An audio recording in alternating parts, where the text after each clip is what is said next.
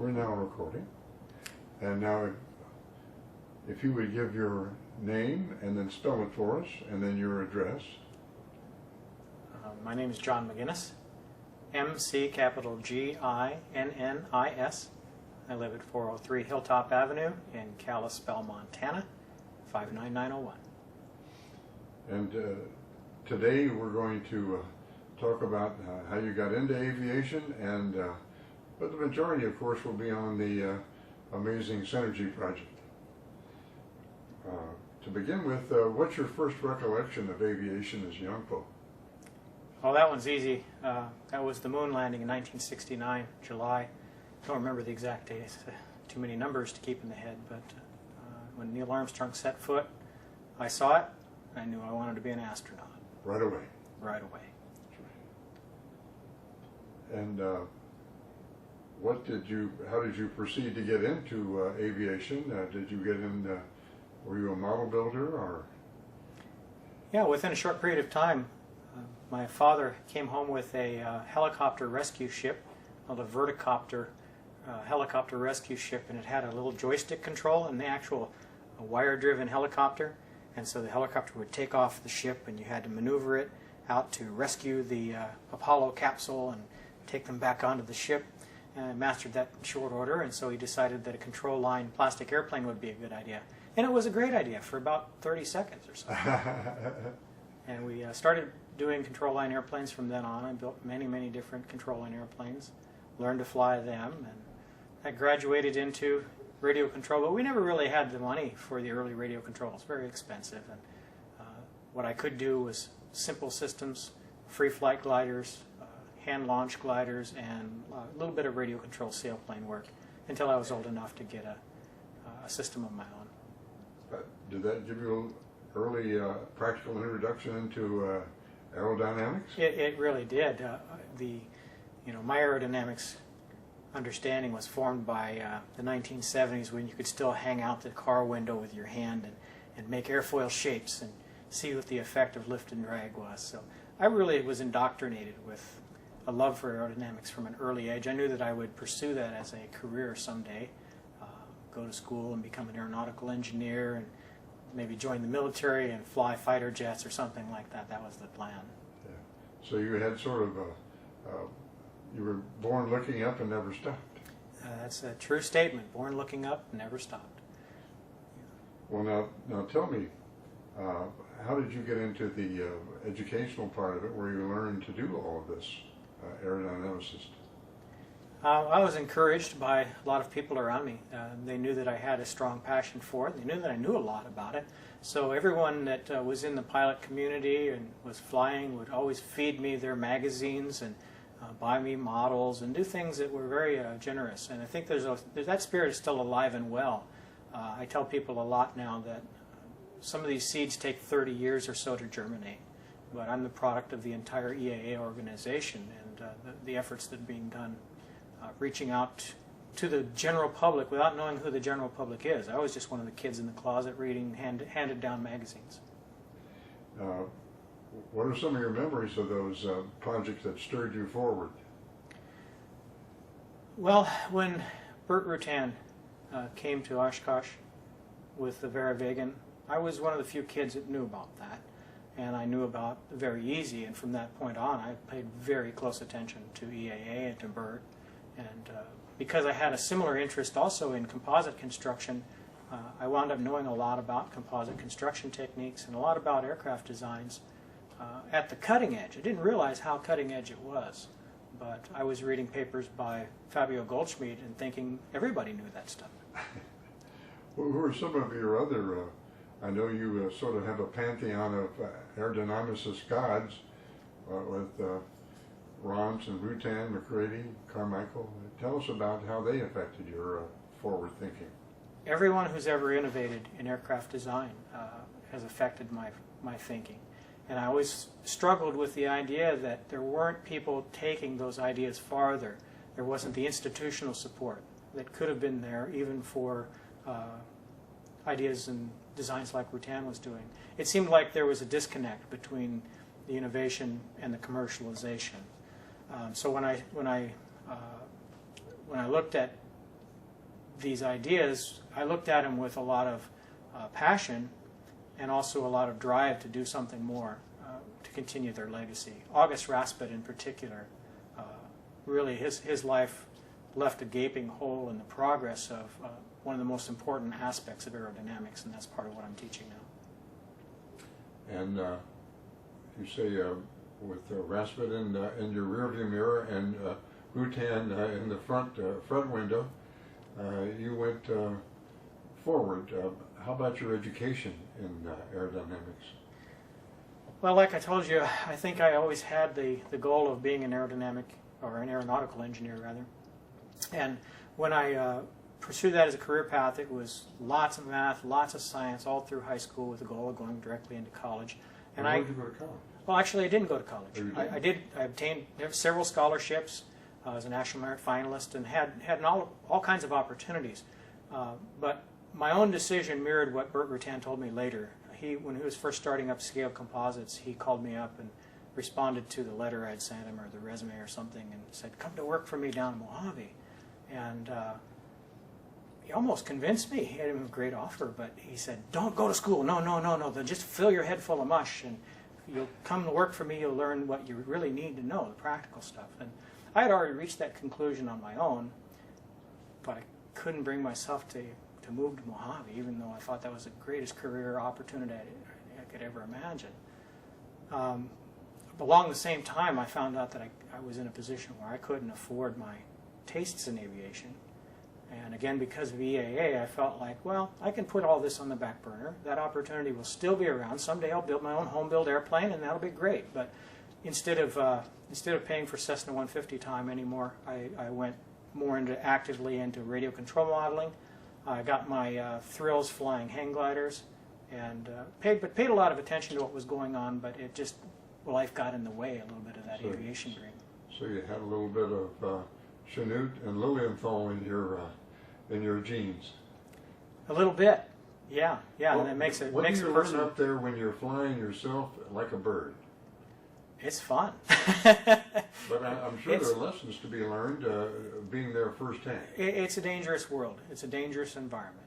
And so safety is something that I take a lot more seriously than a lot of people who participate in the activities that I do.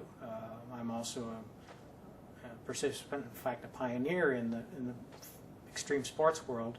I've done a lot of different things ahead of the mainstream. And I don't do anything until I understand it.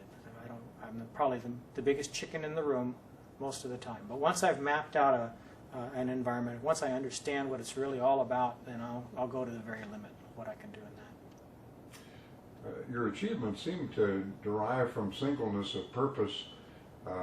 Would you say that has been a strong point of your success? Yeah, I think that it takes a lot more perseverance and dedication than people really realize. And I've been down the road enough before with other work to know that you can't go into these things half-hearted. You've got to be fully committed. That's what it takes.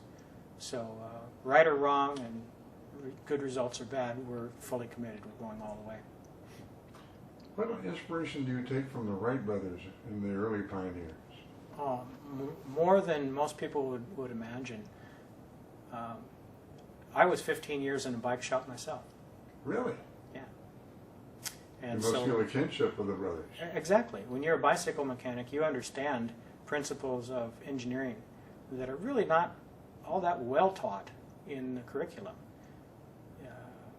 So a bicycle mechanic is by nature someone who appreciates strong, lightweight, robust, safe structures that have stability and control as primary driving characteristics.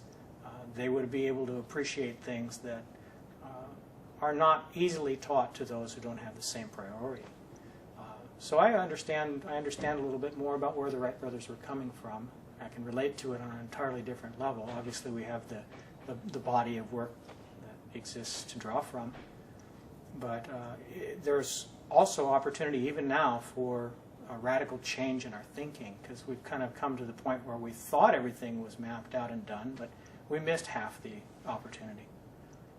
Yeah, I get the feeling, even here with all these at Oshkosh, AirVenture 2011, where you see all these innovative airplanes. We've only just begun. Truly, we have only just begun. We've only just begun. And what lies in our future? Yeah, the initiatives that are supported right now toward quiet propulsion, electric propulsion, there's a large contingent of us, and I've been among them, who know that that's an extremely difficult task and it may not ever bear fruit. And at the same time, I'm looking at breakthroughs that are known, proven, been on the shelf for 50 years, which, if properly applied, give us that Jetsons dream we always wanted, where people could fly instead of drive, where we had cars instead of airplanes, things that would enable us to have a lot more transportation efficiency than we presently do.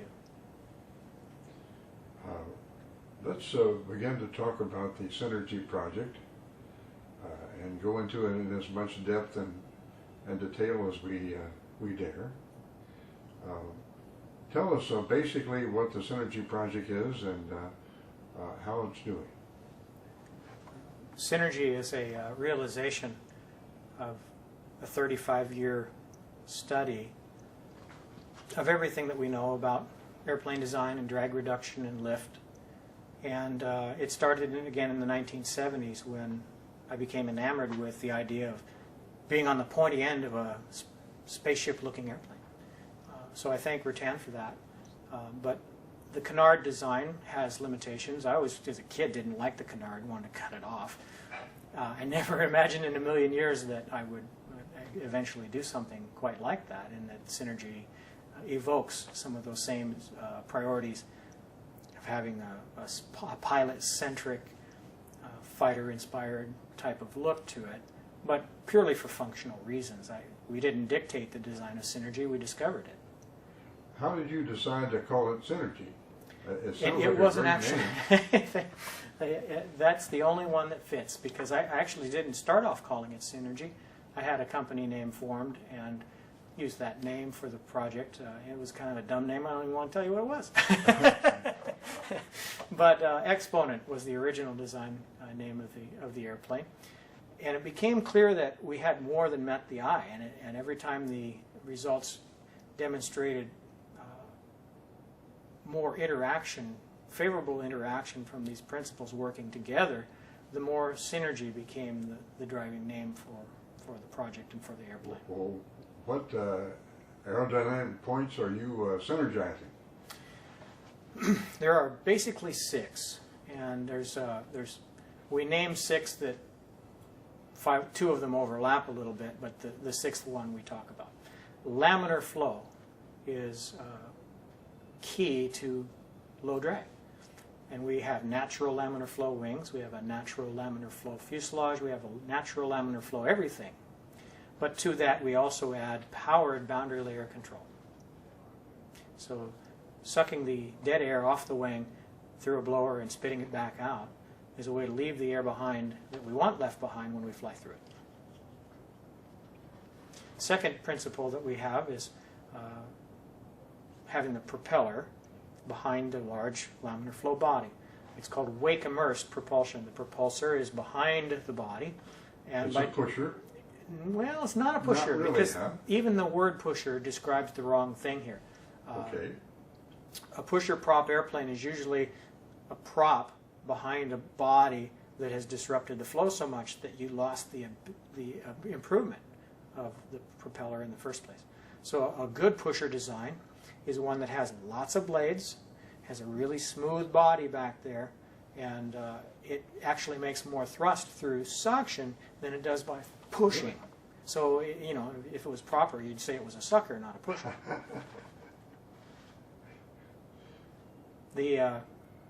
The next thing would be the obvious. Synergy is a double box tail airplane. There are 2 flight surfaces up above and behind the wingtips, but they're not wings, they're tails. I can't resist showing a picture. I'll practice this.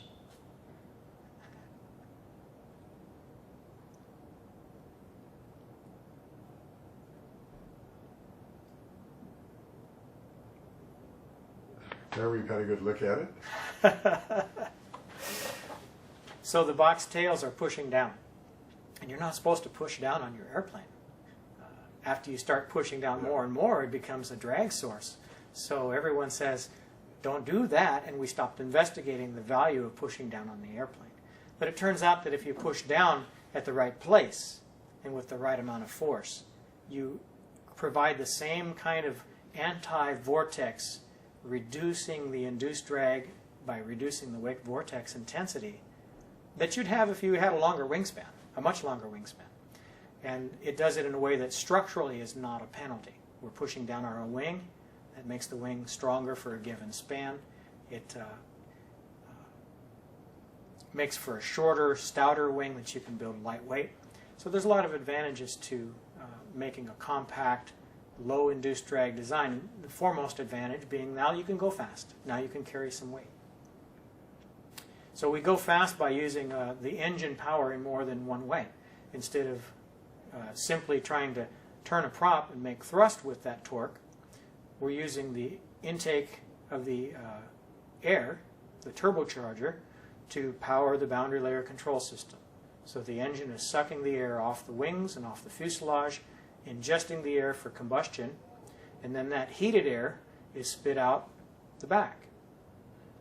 You're also using the engine's heat effectively by throwing the boundary layer air over the air cooler, the oil cooler, the intercooler, and so a heated airstream is exiting the same spot as the exhaust, augmenting the exhaust, pushing it all through the prop, and that's a very effective way to mitigate cooling drag while at the same time using the engine's power to reduce drag actively. If you use the engine's power to reduce drag, you can cut drag and power installed requirements in half. Well, there's it seems like you've taken all of the aerodynamic challenges and tried to coordinate them, synergize them, into a really going thing. It seems to me that this is one of those places where we have to make a major leap. Somebody said that the dumbest strategy to cross a chasm is taking small steps. So instead of having something that's scientific, where we would isolate a variable, make one improvement, test the results of that variable, I think we have 50 years of history showing that that's not going to solve the problem. So knowing all of these things, trying to put them all together to get somewhere else and look back and see how we did was really what it's all about. Synergy is challenging to validate using the tools that we presently have, but it's easy to demonstrate. So if we demonstrate it, then people will be able to see how we did. As a devotee of the air coupe, I noticed that one of the outstanding attributes of the Synergy is that it doesn't stall. Now, how do you design that into an aircraft? There's a couple of ways that anti-stall properties are built in. One is the tails are close to the center of gravity. They're big, so that's not a problem for stability. But when they articulate, they don't have to move very much in order to provide a normal range of control. So we don't have any control, a lack of control authority at flare or at takeoff or any time in flight, and fly very slowly with a lot of control. But we don't have to move the control surfaces very much to do that. And Synergy's wing angle of attack changes in lockstep with our elevon angles of attack, so it doesn't reach a stalling angle of attack in a normal configuration.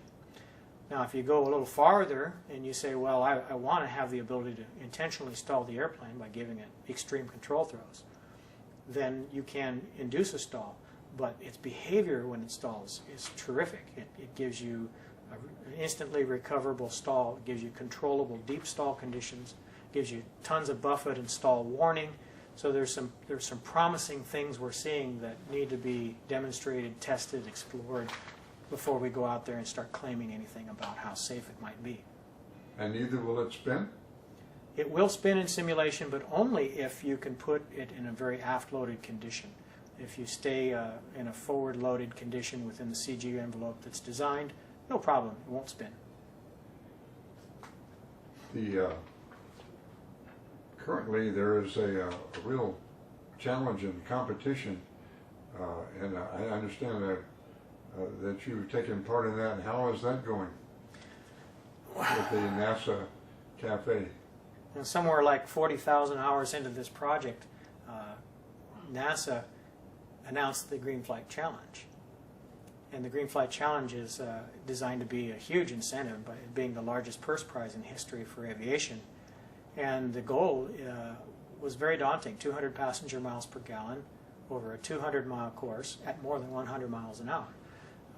So it's really been thought of as beyond the horizon and would require pretty challenging technologies to achieve.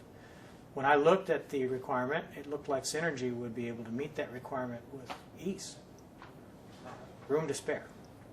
So we entered the Green Flight Challenge. But we did it with the knowledge that it was going to be challenging for us in terms of money and time.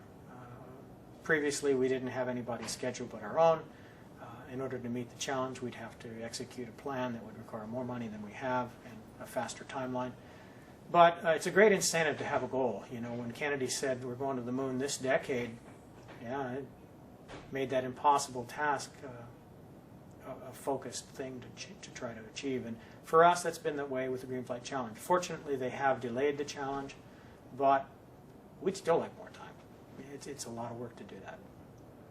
Now, you're currently building the prototype. I understand you used a lot of your RC control model skills to build the first model to test. The quarter scale model is built using exactly the same materials and methods, and it's not designed as a test bed. A lot of people want to know if we get data off it, and we do, but the quarter scale data, even though it can be tweaked to match the full scale results, isn't very effective for that. What I built it to see was to get some hands-on of structural interactions and stiffnesses and points of concern that don't show up in the computer model. We have good computer modeling, we see where the stresses concentrate, but there's no substitute for having actual hands-on building experience. What are some of the surprises you got from your model prototype? Surprises. I could not believe how good it flies. I didn't believe that. Even as a designer, you couldn't believe it. Well, you know, I said I'm a veteran radio control modeler, and what that means is I've come home with 250 grocery sacks full of broken airplanes. Right? This airplane was right on trim. One click off in roll on the first flight. The first flight for myself was actually a high-speed taxi test accident. It coasted into the air, and I knew in 1/2 of 1 second that this was a great flying airplane. So it surprised me in that respect.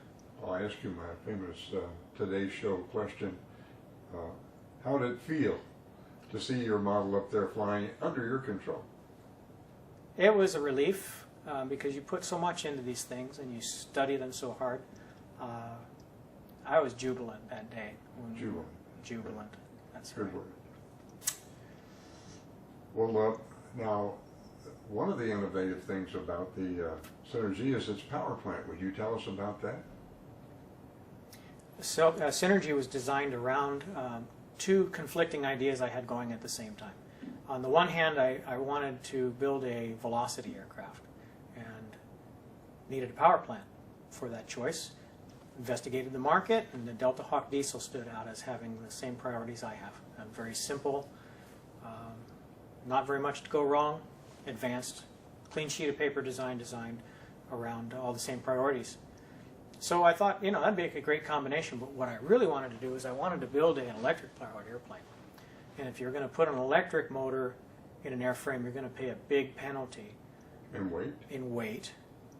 Of the battery system, but you're going to have some exploitable advantages as well. And since we're at the early stage of electric flight, I'd want to speak to those advantages. The use of an electric motor changes everything. We can't simply put on a prop off of our Lycoming and expect to get anything less than the pessimistic results that have been predicted by many. But if you exploit the torque, the continuous 100% torque of an electric motor, you can design different propulsion systems, different blades, fans, and impellers that take full advantage of an electric motor. And when we do that in an integrated lightweight system, we will see electric aircraft become a viable choice. And I knew that, so I had already designed an electric motor system that would be capable of flying at velocity very efficiently, but I still needed to put these drag and aerodynamic considerations under as much scrutiny as I possibly could. And actually, Dwayne Swing from Velocity Aircraft encouraged me to consider designing a clean sheet of paper airplane. And when I did that, I thought, well, I used to think I was qualified to do that. Why don't I go back and see if I can? And while I was using the newly formed internet for research, I was able to do things that I couldn't do when I was in school and in my education, post-secondary education. I was able to read scholarly works side by side that were written 6 decades apart. And by these authors. By authors who never met each other. And they were? And might have had limited opportunity. Everyone, really. Prandtl, Van Mises, Monk, all of the early aerodynamic pioneers, plus all the guys like Rasput and Goldschmied and many scientists writing in the modern time. And curiously, when I came across a paper, it's pretty obscure, by George Green of NASA Langley, called Viscous Induced Drag, I realized that something had been bothering me for a very, very long time had at least one voice out there in support. Green wrote that induced drag was a different animal than what our equations allow it to be. And that put a couple of pieces of the puzzle together for me, and all of the things that I had learned over the last 25, 30 years just came flooding together, and I had a eureka moment. That eureka moment was the double box tail aircraft configuration in quite a few different flavors. Synergy is by no means the only way to apply the principles that we're talking about. So this is perhaps the next step forward? It is for me. There's no question that the airplanes that we design using this principle they're intriguing. They have the potential to solve so many of our problems at once. The problem that we can't go fast and land slow, well, maybe we can go fast and land slow. Maybe we can carry a lot of weight and have a roomy cockpit. So as future thinking as an electric engine, and it didn't serve your current aerodynamic problems, so what did you do and what engine did you use? When I saw the results of the breakthrough and had thought about it enough, I realized that I can't do this as an electric plane because the electric job is just as hard, if not harder, than the airframe job. So I elected to go back to the Delta Hawk diesel and design a plane around that engine. And so Synergy actually winds up being the first plane designed for the Delta Hawk diesel specifically. Tell us about the Delta Hawk and horsepower specifications a little bit. Delta Hawk's the genesis of a very determined effort on the part of the Doris family and J.P. Brooks over the span of about 15 years to design and develop a clean sheet of paper diesel aircraft engine. And Doug Doris did this a little bit against his mettle. He was opposed to the notion of a diesel engine, but knew that if it was going to be done, it had to be done a particular way. And so he did it. I feel a kinship for him for keeping the same vision clearly kept. He kept his focus all the way through the project to deliver the goals that he set for the engine. And they are, it's a 2-stroke engine, it's turbocharged, it has no electronic parts, it's got mechanical fuel injection. You get 4 power pulses per revolution. So it's very smooth. It runs about like a V8 diesel, V8 4-stroke engine would.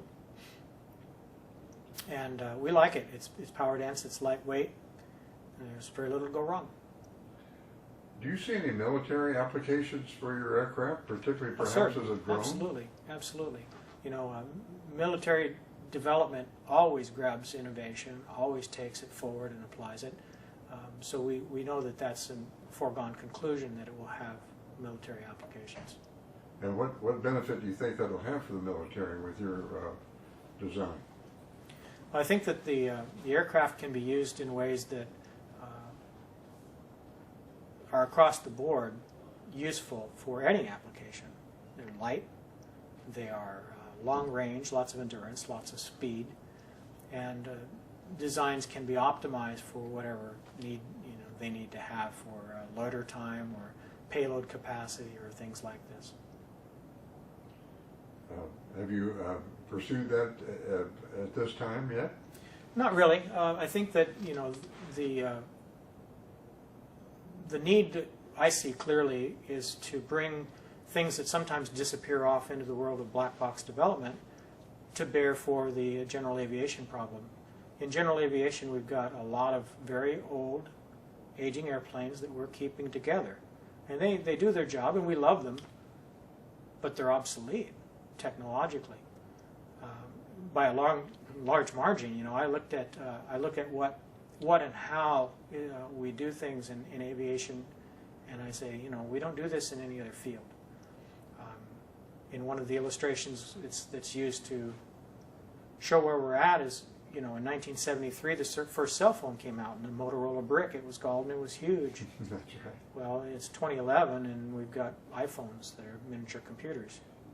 So that's what kind of progress we've missed, because the 2011 airplane still looks like the 1973 airplane. I've got an Air Progress Sport Aviation magazine that shows the same exact offerings that we have today here at Oshkosh. There's nothing as modern looking as the Bugatti.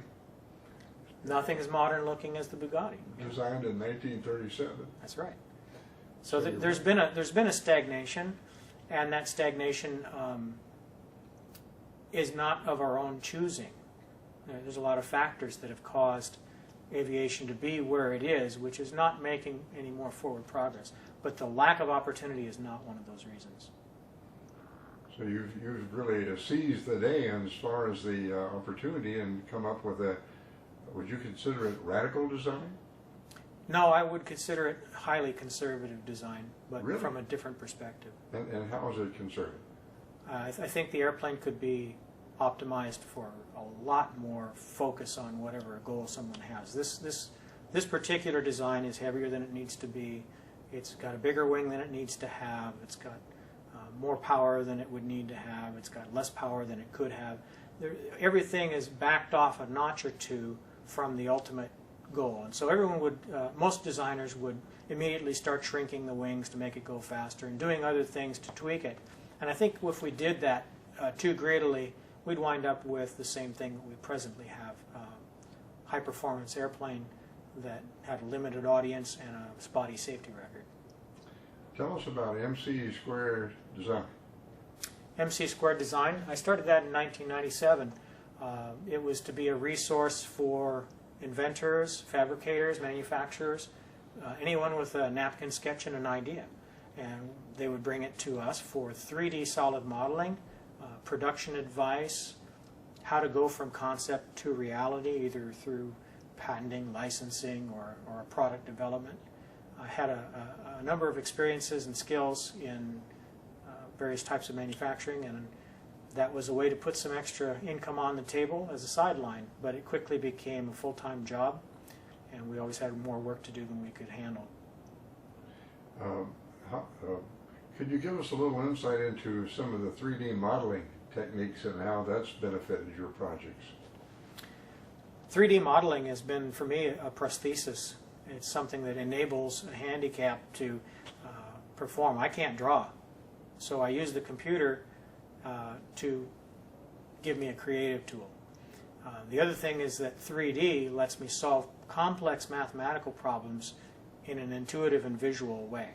So instead of getting out the calculator and the spreadsheet and doing it the hard way, I can make a visual representation of reality, and I can see interaction between how this moves when you do this in ways that are much more simple and fast to understand. And one of the programs that we use in particular, it's called SolidWorks, trains your brain to think in a strange way. If you use parametric solid modeling CAD software like SolidWorks, you don't think about your design at all until all of its driving intelligence is understood. So you might have a condition where this is my power source, this is my engine, this is the thing I'm going to turn, this thing has 5 bolts, this thing has 7 bolts, and they may move around in the design. So when we connect the dots, it has to do this, has to do that, has to do this, and it has to do that.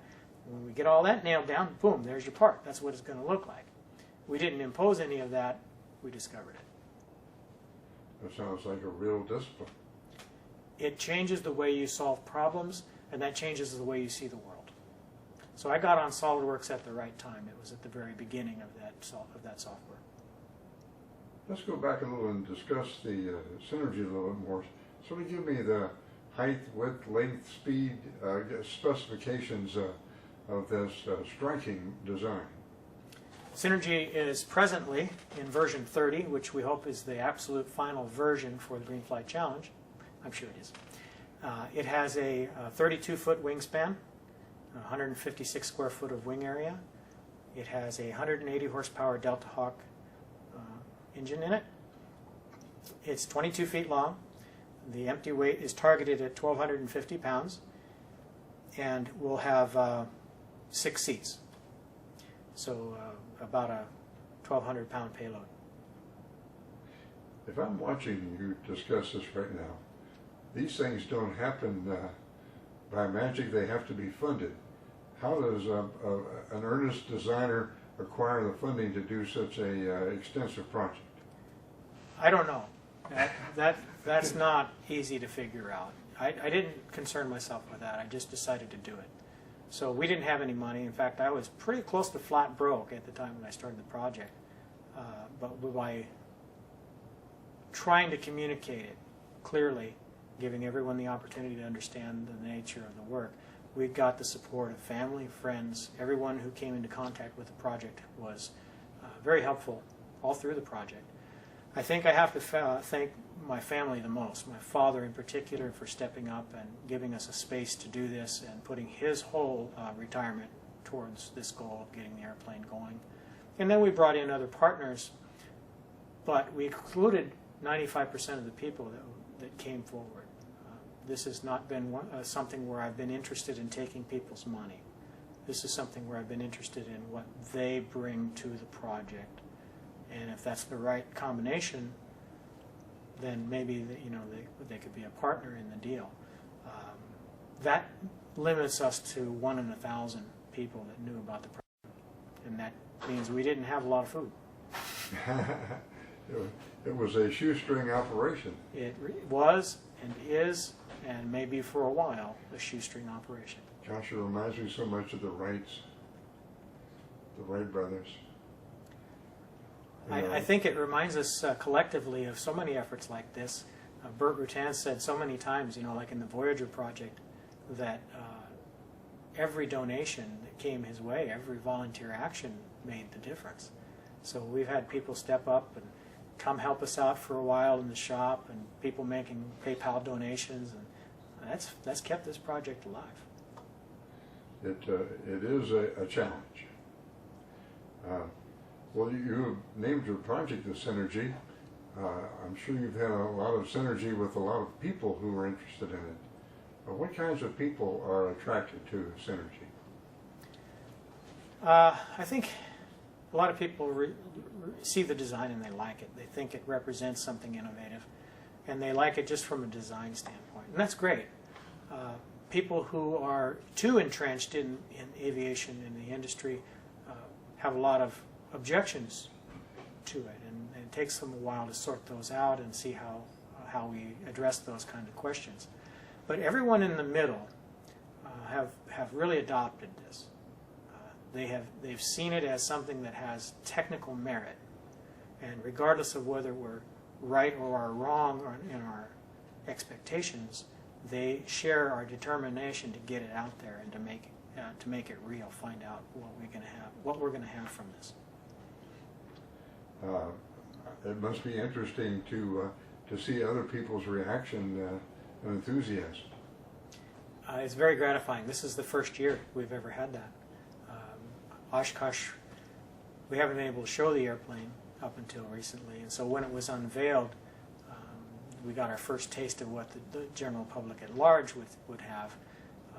And it's been a mirroring of what we'd experienced privately, except maybe with a little more passion. It's like Burt Rutan once said, his aircraft tend to raise the comment, "What the hell is that?" Yeah, very much so. Yeah, it is so striking looking. Yes. Also, I talked to one of the great designers of home built, and he said if it looks good, it'll probably fly good. Do you think so? I believe that's true. Our brains are hardwired to understand some principles of fluid dynamics. We study nature, we see fish, we see birds, and we come to an intuitive understanding of fluid flows. And so when we see designs that mimic nature, whether intentionally or on purpose, or I'm sorry, accidentally, our brains tell us things that are difficult to teach academically. Do you have a website or somewhere that people who might be watching this could contact you? We do. It's www.synergyaircraft.com. It's just a placeholder page right now, no real content there, but the links that are found on that page will get you out into the web where there's a tremendous amount of content to be read to understand the principles that come together in Synergy. Have you made YouTube or Facebook yet? Yes, we have videos on YouTube, and we have a Synergy Aircraft Facebook page. So the Facebook page is actually where you will find the most links to the content and to the media coverage and all the things that are happening. We keep that regularly updated. The social media. Social media, it's foreign to me too, but we're trying.